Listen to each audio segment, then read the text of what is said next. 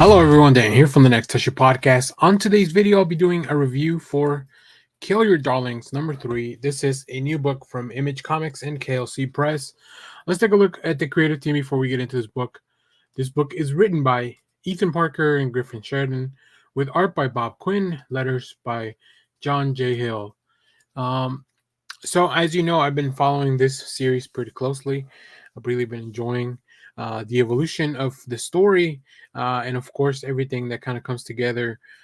This issue is no different from that. I think this is probably my favorite issue so far, because of a myriad of reasons. But we'll touch on those as we get through this. But let me talk a little bit about the synopsis here.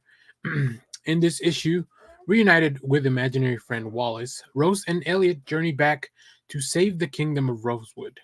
Somewhere deep within, the great and terrible evil waits for their arrival, the same one that destroyed Rose's life all those years ago.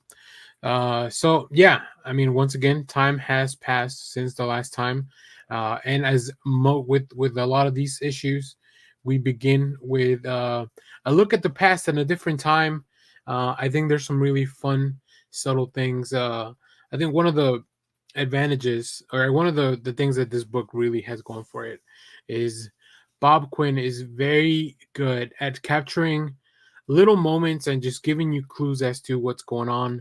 Now I only have two of the pages of the flashback scene, because I don't there's a page that carries a big, I think, emotional reveal, or just, or like, it's some of the craziest thing I've seen really in this book, and I don't want to spoil that for anyone. So definitely, I think maybe we'll talk about it in the future. But going through this book, one of the cool things is, like, of course we have a mystery, right? We don't know what's going on with all these backstories that we have prior to the opening of the book, and then we also have everything that we're following along with our main characters, with Rose and Elliot and now Wallace.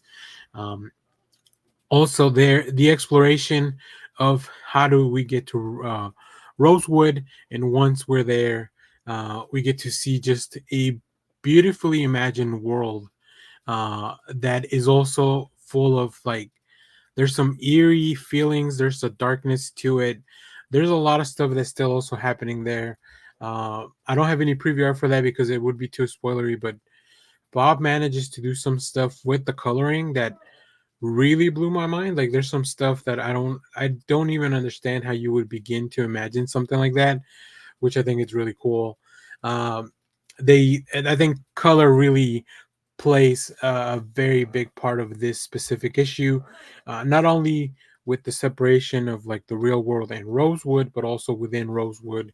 There's a lot there's a lot that's being done with the color, and then also this comes even down to the lettering. I think John J. Hale truly shines in this issue, especially towards the end, where as a letterer he has to do something that I feel could be pretty difficult, and at least get a little confusing, but just because of pure skill and the way, like, know-how, like, it really is portrayed in the way that I feel it was intended to be portrayed. I'm kind of talking a little bit around it because I don't want to spoil anything, because this book is such a fun ride. So let's take a look at some of the preview art here. And as you can see, we have a couple of pages from the flashback, and I just love how they capture, like, all the little hints, like, 1887, the Eiffel Tower isn't fully built. But it gives you all the information you need to, like, where are you, what the time frame is. We have this new character that we don't know much about, and I just love how jovial he is as he's walking in, walking down back to his home. And then the sudden shift in color definitely tells you that there's something going on. And once again, these letters, like these sounds that you hear, the fact that they are colored in this bright red to contrast everything. And then once again, like I said, once you turn that page, there's just something there that really, it made me upset, but it really blew my mind. Um, and then we follow along with our group. I think it's really interesting also to see how the town has changed since everything happened, as we follow along with Rose and Elliot.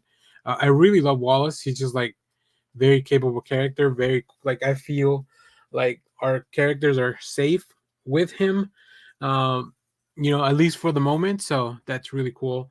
And then, like I said, there's just some other stuff. There's so much stuff that I could show you, but I don't want to rob anyone of the experience of this third issue. Like I said, I think so far it's my favorite, and yeah, it was really really good, really cool storytelling.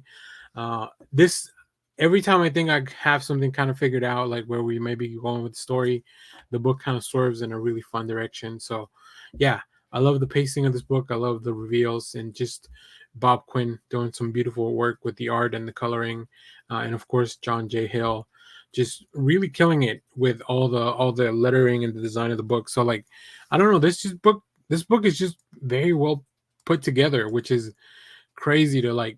I don't know, like I feel like there's not enough talk about just a book being a complete a work by the team. So very excited to see what happens next. There's some cool variants by there's a cool variant by Ryan Stegman you can see at the end of the video, so stay tuned for that.